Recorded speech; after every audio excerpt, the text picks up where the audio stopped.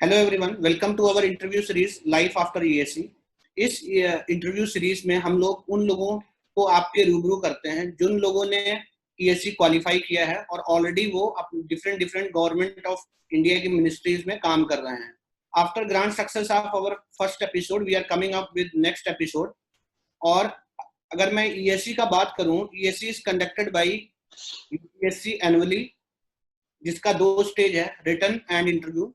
जो कैंडिडेट्स दोनों स्टेज को क्वालिफाई करते हैं उनको गवर्नमेंट ऑफ इंडिया की डिफरेंट मिनिस्ट्रीज में ज्वाइनिंग मिलती है। अगर मैं मिनिस्ट्रीज का बात करूं, they are something like this: central power engineering service, Indian naval armament service, central water engineering service, geological survey of India, Indian defence service of engineers, assistant naval store service in Indian navy, Assistant Executive Engineer in Border Road Organization, Central Electrical and Mechanical Engineering Service, Defense Aeronautical Quality Assurance Service, Indian Skill Development Service. So, आज के इस episode में हमारे साथ हैं सागर, जो central water commission में posted हैं, जिन्होंने ईएससी क्वालिफाई किया हुआ है। Welcome Sagar, welcome to our interview series life after ESC. Thank you sir. नमस्कार सर। नमस्कार दोस्तों। नमस्कार Sagar, please tell us something about yourself. Sir मेरा नाम सागर है, मैं साउथ दिल्ली का रहने वाला हूं और मैंने अपनी बीटेक की है एक प्राइवेट इंजीनियरिंग कॉलेज से जिसका नाम है Aravali college of engineering and management, जो कि फरीदाबाद में है। और मैंने पहले डिप्लोमा किया है, उसके बाद बीटेक किया है। तो मेरा बीटेक जो है वो 3 साल डिप्लोमा और 3 साल बीटेक का गिना जाता है, इसलिए उसको 6 साल का बोलते हैं। एंड 2016 में बीटेक कंप्लीट हो गया था मैकेनिकल इंजीनियरिंग से। उसके बाद मैंने प्रिपरेशन के बाद 2 साल तक प्रिपेयर किया। उसके बाद मेरा ईएससी में सिलेक्शन हो गया और मेरा पहला जॉब ही है ये इंजीनियरिंग सर्विस में, और मतलब मेरे लाइफ का पहला जॉब है। ग्रेट सागर, आज के ये इंटरव्यू सागर के साथ इसलिए भी स्पेशल होने वाला है कि बहुत सारे लोग ऐसे कंप्लेंट करते हैं कि उन्होंने डिप्लोमा के बाद बीटेक किया हुआ है, उनका मैथमेटिक्स वीक है, उन्हें सब्जेक्ट समझने में दिक्कत होती है। तो आज का ये जो सेशन है, ऐसे कैंडिडेट्स के लिए एक मोटिवेशन और इंस्पिरेशन होने वाला है जिन लोगों ने डिप्लोमा किया है, जिनको ऐसा लगता है कि उनका मैथमेटिकल स्किल वीक है, और उनको भी ये कॉन्फिडेंस आएगा कि वो यूपीएससी ईएससी क्रैक कर सकते हैं।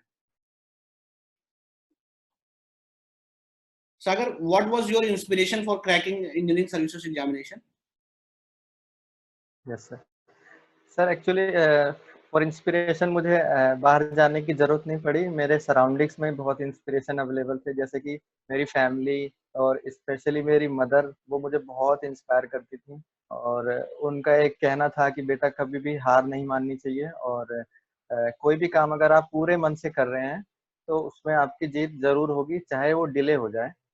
क्योंकि डिले होना इसलिए जरूरी हो जाता है कभी कभी कि आप कुछ मिस्टेक्स कर रहे होते हैं जिनको रेक्टिफाई करना होता है। तो उन्होंने बोला है कि हार नहीं माननी है, डिले होने दो कोई बात नहीं, लेकिन अच्छे और ईमानदार मन से अपना तैयारी शुरू रखो। और साथ में सर मैं एक बात और बोलना चाहूँगा कि जहाँ मैं रहता था पॉजिटिव इन्वायरमेंट बहुत था वहाँ पे। मेरे दोस्त लोग बहुत ही अच्छे थे, जिनको मैं दिल से थैंक यू कहना चाहता हूँ। और मेरे टीचर्स भी मुझे बहुत मोटिवेट करते थे, तो मैं उनको भी शुक्रिया कहना चाहता हूँ। मेरे दोस्तों को मैं सर अगर आप इजाज़त दो तो उनका मैं नाम ले सकता हूँ। बिल्कुल सागर, आप हमें बताएं कि आपके कौन से ऐसे फ्रेंड्स थे जिन्होंने आपको इंस्पायर किया ये ईएससी की जर्नी में। सर क्योंकि नाम लेना इसलिए ज़रूरी हो जाता है क्योंकि माइंडसेट्स बहुत अंतर हो जाता है।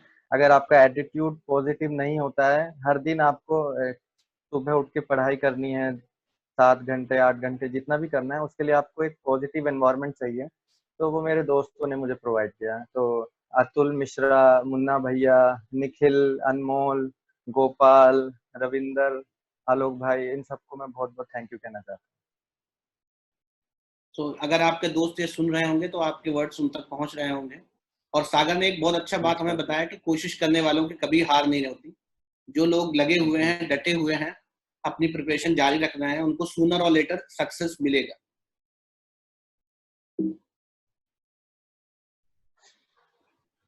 Sagar, can you share your preparation strategy for our learners? Yes sir, definitely. थोड़ा सा टाइम लगेगा इसमें, मैं आप प्लीज मुझे अलाउ करना कि बिल्कुल प्रिपरेशन बिल्कुल, स्ट्रेटजी टेक मैं योर अच्छे से टाइम बता एंड पाऊँ। टेक योर क्योंकि टाइम। हर हर जैसे मैं भी तैयारी करता था तो मेरे लिए भी सबसे ज्यादा इम्पोर्टेंट चीज होती थी, मैं किसी का इंटरव्यू देखता था तो इस स्ट्रेटजी के लिए ही देखता था। तो मैं जी इसको जी थोड़ा बिल्कुल सा बिल्कुल। बता देता हूँ। सर स्टार्टिंग करते हैं हम लोग, जैसे क्लास करेंगे या कुछ भी करते हैं तो स्टार्टिंग नोट से ही करनी है हमेशा। बेसिक आपको बनाना है, बेसिक बनाएंगे नोट्स को, लेकिन एक या दो बार से ज्यादा नहीं पढ़ना है, क्योंकि उसमें आप फिर वही पढ़ना शुरू कर देते हैं जो आपको पसंद है या जो आपको आता है, उसमें से कुछ नया नहीं निकलता है। आपको नोट्स को एक बार रीड करना है अच्छे से, उसके जस्ट बाद प्रीवियस ईयर क्वेश्चन पे आ जाना है। और सबसे ज्यादा जो आप अपना टाइम लगाएंगे वो 90% अपने क्वेश्चंस पे ही लगाना है आपको। नोट्स को सिर्फ फर्स्ट टाइम रीडिंग करना है। प्रीवियस ईयर क्वेश्चन बहुत ज्यादा जरूरी हैं, क्योंकि वो एग्जाम को जो बताते हैं कि किस लेवल का एग्जाम है, क्या एग्जाम की नीड है, किस चीज की तैयारी करनी है, किस टाइप के क्वेश्चंस आते हैं। तो थ्योरी बेस्ड ज्यादा प्रैक्टिस करनी है कि न्यूमेरिकल बेस्ड, तो सब आपको प्रीवियस ईयर क्वेश्चन से ही पता लगेगा। आपको एक एक क्वेश्चन की एक एक लाइन आपके लिए बहुत इंपॉर्टेंट हो जाती है। फॉर एग्जांपल सर, जैसे क्वेश्चन है कि वेल्डिंग में न्यूट्रल फ्लेम में किस क्या क्या होता है, ऑक्सीजन और एसिटिलाइन का रेशो, या फिर सेकंड स्टेटमेंट हो सकती है कि कौन से मेटल के लिए यूज करते हैं। तो आप उससे समझ सकते हैं कि न्यूट्रल फ्लेम आया है तो आने वाले दिन में जरूर ऑक्सीडाइजिंग फ्लेम भी आ जी सकता है। जी तो उसको इग्नोर मत कीजिए, आज न्यूट्रल फ्लेम तैयार कीजिए। जस्ट वो क्वेश्चन नहीं है आपके लिए, वो आपका गुरु है, उसी से सीखना है आपको। आज न्यूट्रल फ्लेम है तो कल दूसरी फ्लेम आएगी, तो आप उस डोमेन को पूरा तैयार करो, अच्छे से तैयार करो। तो आप ऐसा देखेंगे कि 100 क्वेश्चन प्रीवियस ईयर के आपके 500 क्वेश्चन तैयार करा सकते हैं।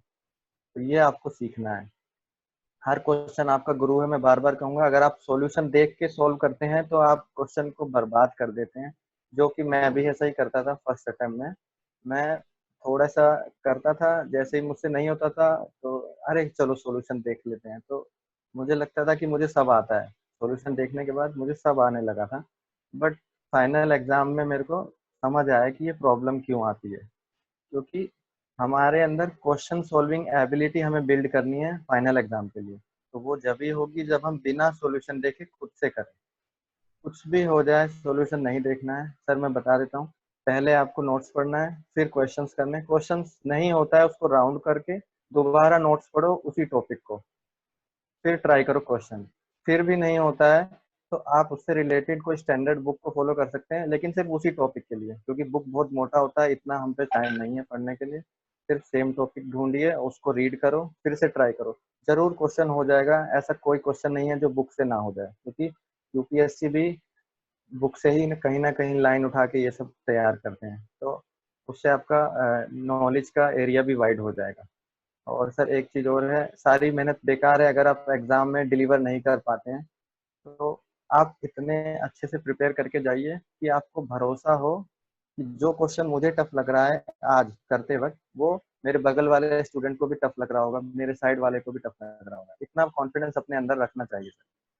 तो जैसे मैं बताऊंगा, 2019 का प्रीलिम्स में यही हुआ था कि सब लोग बौखला गए थे कि ये कैसा पेपर है, इतने सारे न्यूमेरिकल्स, इतना टफ पेपर। तो मेरे दोस्तों से भी बात की मैंने, वो भी दे रहे थे कि क्या प्रॉब्लम है, क्यों नहीं हुआ। बोले कि भाई पहले 2 या 3 पेपर हमने पन्ने हमने पलट दिए, उसके बाद भी हमने देखा हमने 4 क्वेश्चन लिए, तो हम वहीं पे हार मान गए।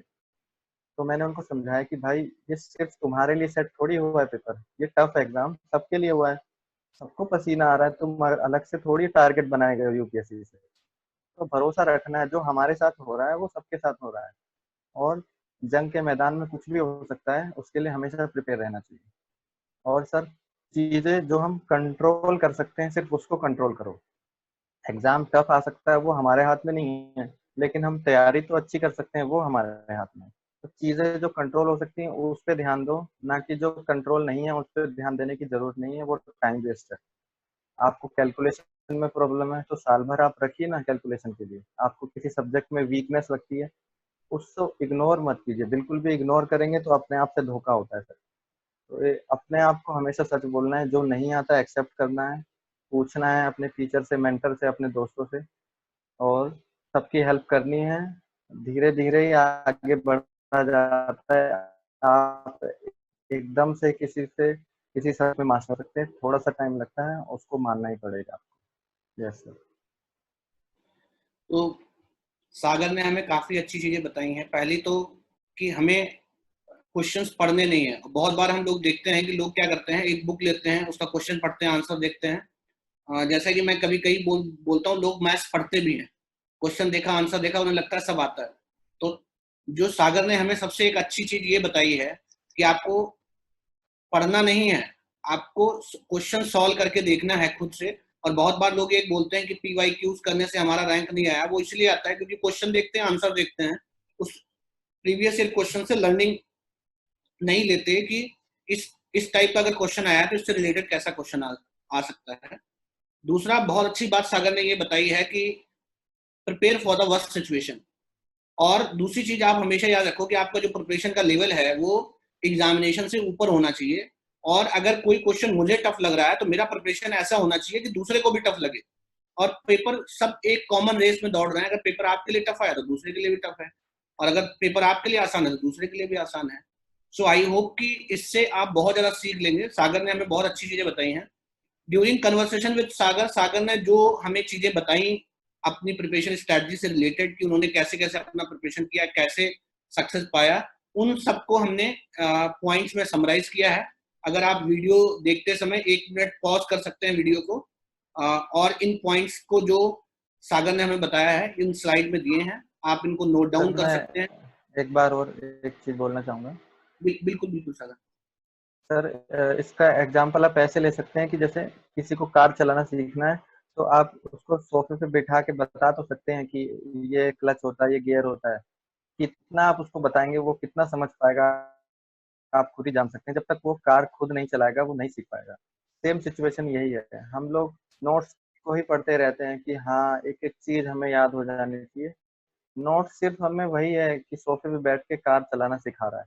जब तक क्वेश्चन खुद से नहीं करोगे, किसी के बताए बिना, किसी की हेल्प के बिना, तब तक हम नहीं सीख सकते सर। सिमिलरली कार को भी आपको रोड पे जाके खुद चलाना है, खुद सीखना है, तभी चलाना सीख पाएंगे।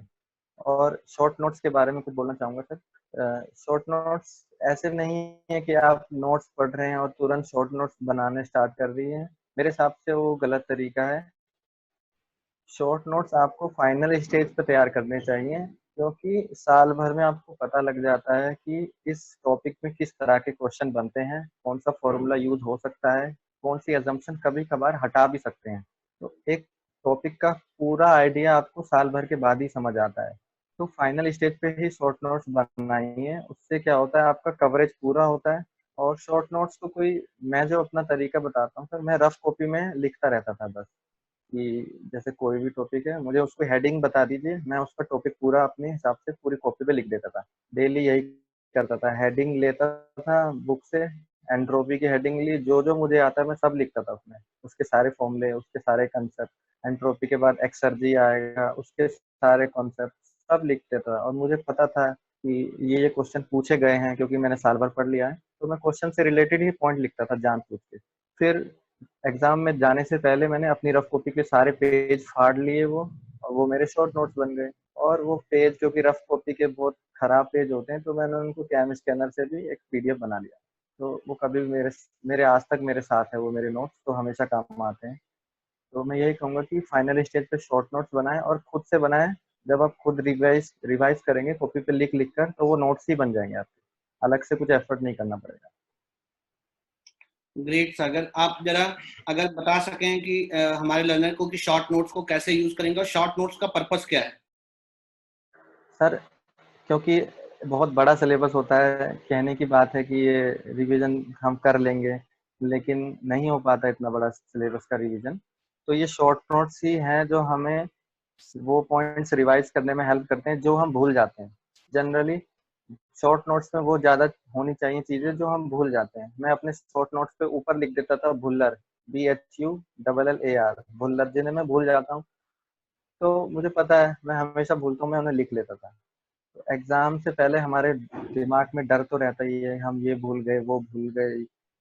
तो जो जो चीजें भूलता हूँ मेरे पास वो हैंडी थे अपने नोट्स में, वो रिवीजन में काम आते हैं सर। आप 10 बार रिवीजन बोलने को कैसे करेंगे, वो नोट से ही तो कर सकते हैं। शॉर्ट नोट्स से ही रिवीजन हो सकता है, बाद में बड़ी बड़ी कॉपियां उठाने का किसी का मन नहीं करेगा। ग्रेट। सागर जी, एक क्वेश्चन जो एस्पिरेंट बार बार पूछते हैं कि how many hours toppers they use to study, तो आप कितने घंटे पढ़ते थे?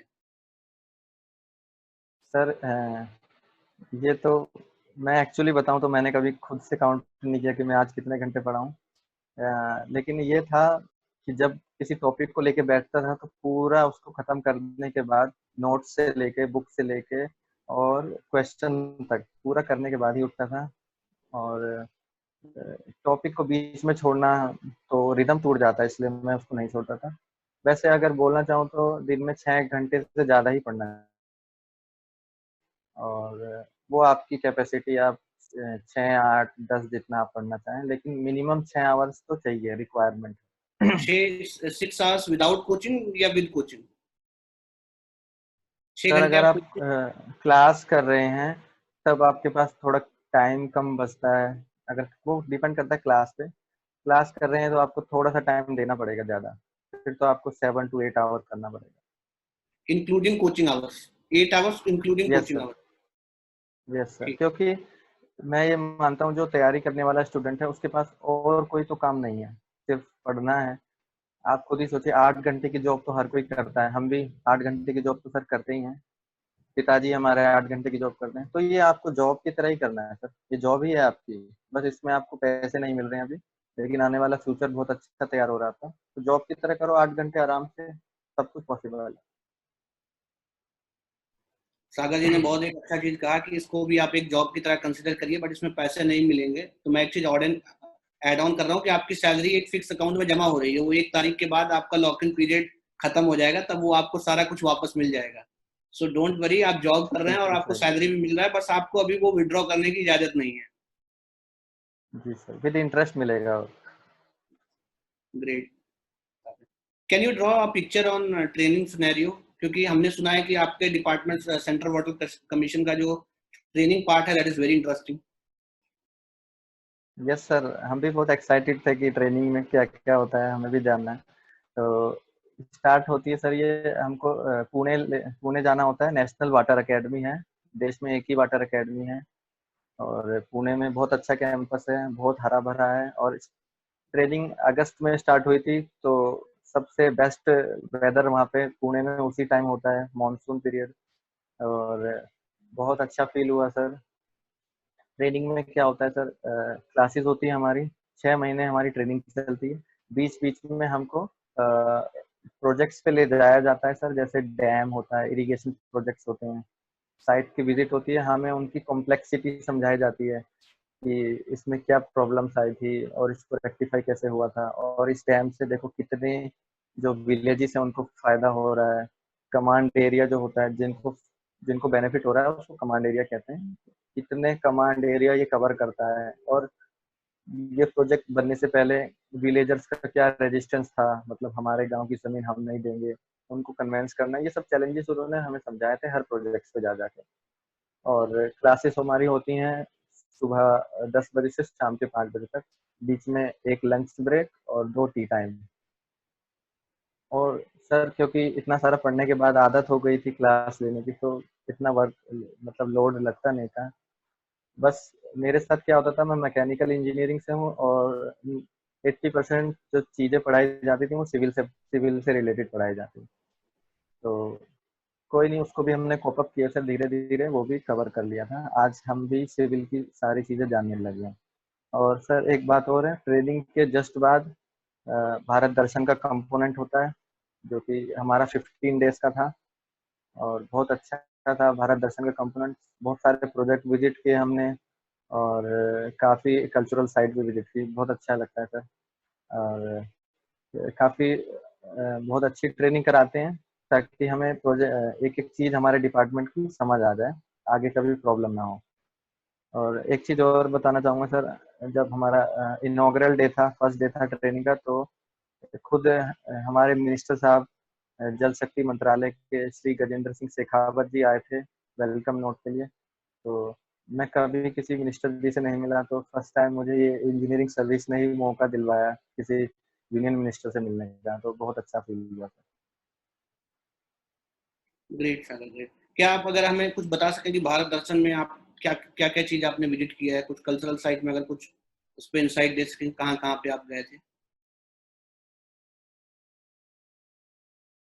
जी सर, स्टार्टिंग हमने भोपाल से किया था सर, क्योंकि हमारे लिए कल्चरल साइट पे जो है ये नदियां, झरने, पहाड़ यही बन जाते हैं। तो क्योंकि डैम्स जो होते हैं मेनली वो ऐसे इलाके में ही होते हैं जहाँ पे पहाड़ होते हैं, क्योंकि कैचमेंट एरिया उधर ही बन जाता है। तो हम लोग भोपाल से हमने स्टार्ट किया था। उसके बाद भोपाल से हम लोग अहमदाबाद गए, हमने स्टैचू ऑफ यूनिटी भी देखा वहाँ पे। और अहमदाबाद से हम लोग उसके बाद हम बेंगलोर गए सर। बेंगलोर से हम हैदराबाद गए, हैदराबाद में हमने फिल्म सिटी भी देखा और चार मीनार देखा। बहुत सारी चीज़ें हमने विजिट की सर। मेनली स्पेसिफिक स्पेसिफिक जो हमारा फोकस था वो प्रोजेक्ट्स पे ज़्यादा रहता है। और क्योंकि लर्निंग्स हमें प्रोजेक्ट से ही करनी है, क्योंकि आने वाले 30 या उससे ज़्यादा साल हमें अपने डिपार्टमेंट में बिताने हैं, तो हमें प्रोजेक्ट से एकदम रूबरू करा देते हैं कि प्यार हो जाए इन प्रोजेक्ट से, इन्हीं से ही डीलिंग करनी है। और प्रॉब्लम समझाएं कि जब हम टेबल पे बैठे अपने प्रोजेक्ट को लेकर उसकी डीपीआर पढ़ रहे हों, तो हमारे ध्यान में वो विलेजर्स भी हों जिनके लिए हम प्रोजेक्ट तैयार कर रहे हैं, क्योंकि फाइनल जो बेनिफिशियरी हैं वो विलेजर्स ही हैं, उनके लिए ही सब कुछ होगा। ग्रेट, ग्रेट सागर। तो दैट मीन्स ट्रेनिंग में आपको ये रियलाइज किया जाता है कि ग्राउंड लेवल पे क्या चल रहा है, ताकि जब आप पॉलिसी मेकिंग में आए तो आपको ये हाँ अवेयरनेस सर। रहे ग्राउंड लेवल पे क्या रियलिटी है। जी sir. Great Sagar, what are the responsibilities of your profile? हाँ सर, रिस्पॉन्स सर, मैंने सेंट्रल वाटर कमीशन ज्वाइन किया है एज एन असिस्टेंट डायरेक्टर, और ये CWS के ही अंदर में आता है। तो एक्चुअली CWS एक बड़ा डोमेन है, उसके अंदर CWC आता है। तो CWS ऑफिसर जो है वर्सेटाइल रोल प्ले करते हैं सर, डेवलपमेंट और management of water resources in our country. तो हमारे कुछ डिफरेंट डोमेन्स हैं, तो उसके अंदर हमें डिस्ट्रीब्यूट कर दिया जाता है, जैसे कि डिफरेंट डोमेन्स, हाइड्रोलॉजिकल ऑब्जर्वेशन हैं, बेसिंग है, फ्लड फोरकास्टिंग है, और भी बहुत सारे हैं। तो हमें उनमें डिवाइड कर दिया जाता है, और हमारा जो मेन वर्क होता है वो प्लानिंग डेवलपमेंट होता है सर, वाटर रिसोर्स प्रोजेक्ट्स का डिज़ाइन एंड रिसर्च होता है, एज वेल एज जो प्रोजेक्ट्स होते हैं उनकी अप्रेजल मॉनिटरिंग पे काम करते हैं। और सर मेनली सबको बार बार हमारे को यही बताया जाता है कि आप कोई भी प्रोजेक्ट बनाइए, कुछ भी काम कीजिए, ग्राउंड लेवल तक उसका इम्प्लीमेंटेशन होना चाहिए। तो हम सारा फोकस हमारा वहीं पे होता है। सागर, यहाँ पे मैं एक ऑडियंस क्वेश्चन ले रहा हूँ। हमारी जैसा कि हम मैंने बोला था कि अगर आप चाहते हैं कि हम कोई स्पेसिफिक क्वेश्चन पुट अप करें कैंडिडेट से, तो आप हमें सोशल मीडिया के थ्रू क्वेश्चन भेज सकते हैं। तो हम सुखदेव जी ने एक क्वेश्चन पूछा था कि क्या आप अपनी जॉब के दौरान सिविल सर्विसेज का तैयारी करने का आपको टाइम मिलता है? अगर आप इस पे थोड़ा सा बता सकते हैं तो। सर ये डिपेंड करता है कैंडिडेट के ऊपर। डिपार्टमेंट कभी मना नहीं करता है कि आप अपना ऑफिस आवर्स के बाद आप हमारा काम कीजिए। ऑफिस आवर्स के बाद आप जो भी मैनेज करेंगे अपना टाइम, वो सब आपके ऊपर डिपेंड करता है। हमारा ऑफिस सुबह 9:30 बजे से शाम के 6 बजे तक होता है, और उसके बाद सारा टाइम आपका है, कोई आपको डिस्टर्ब नहीं करेगा, ऑफिस से कोई कॉल नहीं आएगी, बिंदास आप तैयारी कर सकते हैं। और वीकेंड में भी आपको हॉलीडे मिलता है, जैसे हेडक्वार्टर पे अगर किसी की पोस्टिंग है तो उसको सैटरडे संडे दोनों दिन मिलता है। तो सब कुछ सर टाइम मैनेजमेंट पे डिपेंड करता है। अगर आपके पास टाइम मैनेजमेंट अच्छा है तो आप बिल्कुल तैयारी कर सकते हैं। Great, great. तो आपका सैटरडे संडे ऑफ रहता है या सिर्फ संडे ऑफ रहता है? सर अगर हेडक्वार्टर पे पोस्टेड हैं, जैसे कि मैं हेडक्वार्टर में हूँ, तो सैटरडे संडे ऑफ रहता है, और अगर पोस्टिंग फील्ड में होती है तो संडे ऑफ रहता है। ग्रेट। सो सागर से बातचीत में जो उन्होंने अपना डिफरेंट डोमेन्स बताया है अपने वर्क प्रोफाइल का, वो हमने पॉइंट्स में समराइज कर दिया है। आप वीडियो पॉज करके इस स्लाइड से देख सकते हैं कि CWC में क्या वर्क प्रोफाइल है और क्या क्या रिस्पॉन्सिबिलिटीज ये होल्ड करते हैं। What are the perks you enjoy with this job? Sir salary को हटा के आप पूछ रहे हैं या उसके साथ? सब कुछ ही बता दीजिए, it would be great. Sir ये तो मतलब कि जब मैं भी तैयारी करता था तो मैं भी गूगल सबसे पहले यही करता था कि सैलरी कितनी मिलती थी। तो तैयारी करने वालों को तो वैसे सब पता रहता है, लेकिन मैं फिर भी बता देता हूँ कि लेवल 10 का जो ग्रेड पे मिलता है हमें 7 पे कमीशन से 56,100 हमारा बेसिक सैलरी है। उसमें डियरनेस अलाउंस और ट्रेवल अलाउंस ऐड होता है। अगर आप फील्ड में पोस्टिंग है तो आपको हाउस मिल जाता है, जनरली नहीं मिलता है तो एचआरए आपको मिलता है। ये तो सैलरी कंपोनेंट हो गया। पर्क्स में सर और भी आप गिन सकते हैं कि न्यूज़पेपर का भी अलाउंस मिल जाता है आपको, और एलटीसी मिल जाती है, मतलब आप अपने होम टाउन विजिट कर सकते हैं। 4 साल में आपको 2 बार मिल जाता है, ये होम टाउन जा सकते हैं, उसका डिपार्टमेंट स्पॉन्सर करता है एयर टिकट। और भी सर कुछ पर्क्स होते हैं जो आपको डिपार्टमेंट में आने के बाद पता चलेगा। समराइज करूं कि आफ्टर ऑल डिडक्शंस आपको आपका इन हैंड सैलरी कितना है? सर विदाउट एचआरए बताऊंगा क्योंकि वो चला ही जाता है, तो it is around 67,000 67,000 plus HRA. Plus HRA. What are the different locations that a person can get posted and transferred to? Sir इसमें थोड़ा हमारा जो डिपार्टमेंट है वो एडवांटेजेस है, थोड़ा बेनिफिट है कि हमारी जो डिवीजन ऑफिस हैं सारे वो मेन सिटीज़ में ही लाई करते हैं, जैसे चंडीगढ़, पटना, लखनऊ, और नीचे भोपाल, पुणे, अहमदाबाद, हैदराबाद। तो सिटीज़ में ही हैं सारे ऑफिस, कनेक्टिविटी की प्रॉब्लम नहीं आती है। डिवीजन ऑफिस सारे सिटीज़ में है और सब डिवीजन आपके सिटी वो रिवर के पास होते हैं, पर उसके लिए आपको ऑफिस व्हीकल मिलता है अगर आपको विजिट करना है। ग्रेट। तो सीडब्ल्यूसी का जो आपका डिपार्टमेंट है उसमें पोस्टिंग वाइज ये पॉजिटिव चीज सागर जी ने बताया कि आपका पोस्टिंग जी, जो होता है मेन सिटीज में रहता है, तो मेन आपको सिटीज़ में होता है। पोस्टिंग लोकेशन वाइज ऐसा कोई इशू इस डिपार्टमेंट में नहीं है। सागर जी, जैसा कि यूपीएससी के बारे में फेमस है कि यूपीएससी ईएससी को फर्स्ट अटेम्प्ट में क्रैक कर पाना बहुत मुश्किल है। Do you have something to share with this on this with our? Sir मैं भी विक्टिम हूँ इस फर्स्ट अटेम्प्ट का कि फर्स्ट अटेम्प्ट में मुझसे भी नहीं हुआ था, बट उसकी प्रॉब्लम भी मेरे अंदर ही थी। ऐसा कुछ नहीं है कि फर्स्ट अटेम्प्ट में नहीं होता, मेरे पास बहुत एग्जांपल है जिन्होंने फर्स्ट अटेम्प्ट में क्रैक किया है, बशर्ते वो सही गाइडलाइंस फॉलो करें। जैसे सर जो टीचर्स बताते हैं वो सच बताते हैं, हम उनको सोचते हैं कि हम अपना तरीका अपनाते हैं, कुछ कुछ इनोवेटिव करेंगे, नया तरीके से करेंगे, लेकिन एक्चुअली एग्जाम की नीड से अगर आप हट गए तो जरूर आपके अटेम्प्ट बढ़ सकते हैं। तो मैंने क्या किया था सर कि 2 सब्जेक्ट ही छोड़ दिए थे, ये सोच के कि नए नए आए हैं मार्केट में तो इनको कोई पढ़ेगा नहीं तो मैं भी क्यों पढूं। तो सर 2017 में मेरा जो अटेम्प्ट था वो मैं इंटरव्यू स्टेज से मैं वापस आया था। और सर बुरा इस बात का नहीं लगता कि 100-200 नंबर से कोई रह जाए, बुरा लगता है सब जब वो 10 या 20 मार्क्स से रह जाए।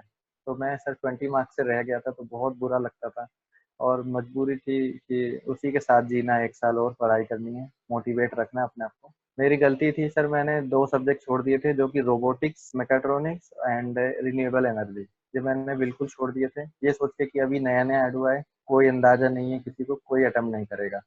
और उसी से सर बहुत ज़्यादा मार्क्स का पेपर आ गया था, और मैं अगर अटेम्प्ट करता तो 20 मार्क्स तो ले आता।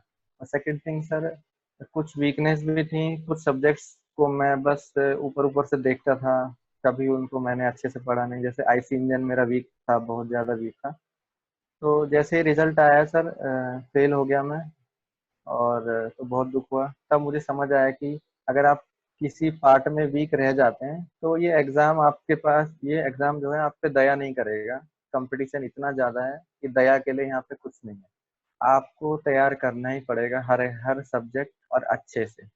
तो मैंने फिर सितंबर में, वो रिजल्ट आया था 11 सितंबर मुझे याद है, और मैंने सितंबर पूरा लगा दिया अपने वीकनेस हटाने में। मैंने आईसी इंजन की बुक उठाई, टॉपिक वाइज पढ़ा, जो जो ईएसई में आता है एक एक टॉपिक पढ़ा, पूरी बुक तो नहीं पढ़नी, कभी नहीं पढ़नी, टॉपिक वाइज पढ़ना होता है जो जो आता है। उसको मैंने एक एक चीज लिखी, अपने नोट्स भी बना लिए, और आज तक मैं वो नोट्स ही पढ़ता हूँ, मेरी बुक तैयार हो जाती है। तो अपनी वीकनेस मैंने 1 महीने के अंदर हटा दी और रोना धोना बंद किया कि रोने धोने से कुछ नहीं होगा, जब तक वीकनेस है ये एग्जाम कभी पास नहीं होता। तो फर्स्ट अटेम्प्ट में मेरा हो जाता, बट गलती मेरी ही है तो मैंने स्वीकार ली। तो आप लोग गलती ना कीजिए, सब कुछ तैयार कीजिए, अच्छे से तैयार कीजिए और अपने आप से ईमानदार रहो तो जरूर हो जाता है फर्स्ट अटेम्प्ट। ग्रेट सागर। तो सागर जी ने जैसे कहा कि अगर आप राइट स्ट्रेटजी अपनाते हैं और आप हार्ड वर्क करते हैं तो it's not difficult to crack ESE in the first attempt, provided कि आप सही से तैयारी करें, जो ईएससी का रिक्वायरमेंट है उसको फुलफिल करें। अब हम लोग इंटरव्यू के अपने लास्ट सेगमेंट में आ गए हैं, जहां रैपिड फायर राउंड होगा। Sagar, you are ready? Yes sir. One feeling you would cherish in your entire life? Sir वो रिजल्ट का दिन ही मेरे लिए सबसे चेरिशेबल मोमेंट था, जब रिजल्ट आया था, लिस्ट में मेरा नाम मैंने देखा, और बहुत अच्छा मोमेंट था सर, मैं कभी नहीं भूल सकता उस मोमेंट को। और जब भी याद आता है तो मैं थोड़ा स्माइल कर ही देता हूँ, और जिसको भी याद दिलाता हूँ उसे भी अच्छा लगता है। Great. Online versus offline education? Sir अब टेक्नोलॉजी का ज़माना आ गया है, तो मुझे लगता है धीरे धीरे अब ऑनलाइन एजुकेशन जो है वो ही आगे जाके बेनिफिशियल हो जाएगा। और ऑनलाइन में सर एक फ़ायदा है कि आप अपने टाइम के हिसाब से कभी भी क्लास या कंटेंट देख सकते हैं, ड्यूरिंग ट्रैवल भी आप देख सकते हैं। और अगर आपका मन रात को 2 बजे उठ के करता है पढ़ने का, तो आप 2 बजे भी देख सकते हैं। अगर आपको कोई टॉपिक समझ नहीं आता है, आप उसको बार बार रिवर्स करके देख सकते हैं। तो online is good now. Toughest subject while preparing for ESC?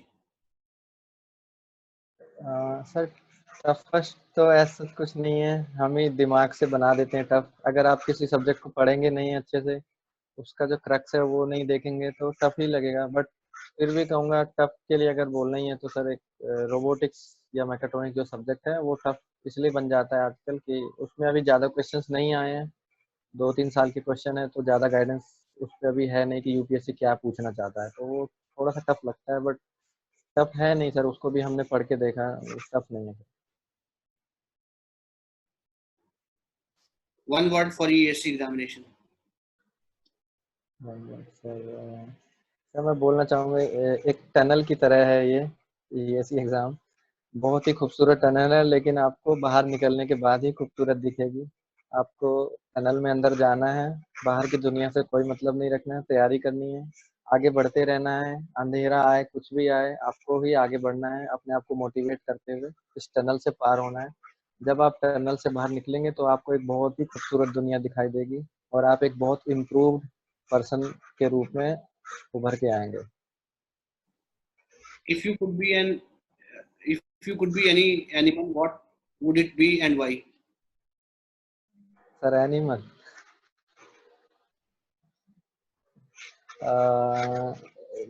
Sir एक तो नहीं, दो बनना चाहूंगा फिर तो मैं, अगर बन ही रहा हूँ एनिमल तो एक तो मैं कछुआ बनना चाहता हूँ सर, कि कछुए में मुझे एक पॉजिटिविटी दिखती है कि वो शांत रहता है और अपने काम में मगन रहता है, बस आगे बढ़ता रहता है, चाहे कितना भी स्लो चले आगे बढ़ना बहुत ज़रूरी है।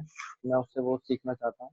सेकेंड थिंग है डॉल्फिन मैं बनना चाहता हूँ, बहुत ही खेलती रहती है, बहुत ही मजाक मूड में रहती है, तो मतलब मोमेंट्स को एंजॉय भी करना चाहिए कि अपनी लाइफ को हमने खुद बोरिंग बना लिया है, तो उसमें थोड़े से पॉजिटिव मोमेंट, हंसी के मोमेंट्स डालने चाहिए जो आसपास लोग हैं, कि जब तुम्हें याद करें जाने के बाद तो हमेशा उनके चेहरे पे एक स्माइल आ जानी चाहिए कि वो बंदा ऐसा था, और बहुत याद आता है। Great Sagar, thank you for joining us. और आज का जो सेशन है सागर के साथ काफी इंटरेस्टिंग सेशन था, और जो सागर का स्टोरी है it will be inspiration and motivation for many future aspirants. And being teacher I मैंने पर्सनली सागर को का स्ट्रगल देखा है, जब वो पहली बार फेल हुए and then second time succeed हुए। तो सागर का जो आज सागर के साथ जो इंटरेक्शन था उसका कंक्लूजन यही है कि अगर आप एक पॉजिटिव सोच के साथ कंसिस्टेंटली लगे हुए हैं तो आपके लिए सफलता निश्चित है। देर हो सकता है बट ऐसा नहीं है कि आप असफल हो जाएं। सो आपको सर अगर एक बात और बोलना चाहूँगा सर, ये सोशल नेटवर्किंग के लिए है कि हमें भी पता है आज की दुनिया में सोशल नेटवर्किंग बहुत ज़्यादा फैल गया है। और तो मैं भी बहुत ज़्यादा सोशल नेटवर्किंग में बिजी रहता था। तो मैंने उसके लिए क्या किया था, अपना ही नाम बदल लिया था अपनी फेसबुक आईडी पे, और उसको सागर को मैंने बदल के हर्ष रख लिया था, और उसकी डीपी भी बदल ली कि कोई मुझे पहचान ना पाए। फिर मैं अपने फेसबुक का इस्तेमाल सिर्फ अपने क्वेश्चंस के लिए ही करता था, किसी की रिक्वेस्ट नहीं लेता था, किसी को मैसेज नहीं करता था। तो ऑल इन ऑल मैं दुनिया से अलग होने का मैंने ये तरीका ढूंढा कि अपनी आइडेंटिटी चेंज कर ली। लोगों ने पूछा भी कि फेसबुक पे कि कौन हो आप, नाम क्यों बदल लिया, तो मैं बोलता था ऐसे ही कि हैक हो गया आईडी, आई डोंट नो। तो सेकंड थिंग, मतलब अपना टाइम जितना हम अपने स्टडी पे दे पाए वो ज़्यादा अच्छा है, और बाहर की दुनिया से थोड़ा कांटेक्ट कम करिए। और जाते जाते सर एक शेर बोलना चाहूँगा अपने तैयारी वाले दोस्तों के लिए, जो भी तैयारी कर रहे हैं, कभी भी हार नहीं माननी चाहिए। उनके लिए एक शेर है, 2 लाइनें हैं। सफ़र बड़ा है तो मुश्किलें भी कड़ी होंगी, सफ़र बड़ा है तो मुश्किलें भी कड़ी होंगी, बीच में हार मत मान ए बंदे, बीच में हार मत मान ए बंदे, तेरी कामयाबी भी बड़ी होंगी। ग्रेट सागर जी, आपकी लाइन जो है वो रियली मोटिवेट करेंगी फ्यूचर एस्पिरेंट्स को। इसी के साथ हम लोग इस इंटरव्यू के एंड पे आ चुके हैं।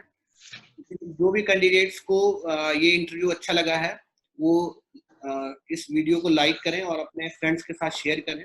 और जैसा कि हम लोग एक ऑडियंस क्वेश्चन रखते हैं, जैसे कि आज हम लोगों ने सुखदेव जी का क्वेश्चन लिया है, अगर आप चाहते हैं कि हम कैंडिडेट से कोई स्पेशल क्वेश्चन पूछे तो आप हमें सोशल मीडिया के थ्रू क्वेश्चन भेज सकते हैं, हम उन्हें बाकी कैंडिडेट से जरूर पूछेंगे। Thank you very much. Thank you.